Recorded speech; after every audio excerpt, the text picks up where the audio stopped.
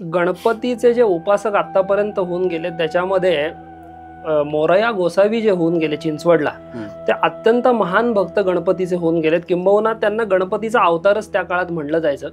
तर कसं असतं, भक्त हा भक्त वत्सल भक्ताभिमानी असं भगवंताला म्हणलेलं आहे. तो भक्त वत्सल पण असतो आणि भक्ताचा अभिमान म्हणजे भक्ताला सुद्धा त्याचं महत्त्व वाढवणारा सुद्धा भगवंत असतो.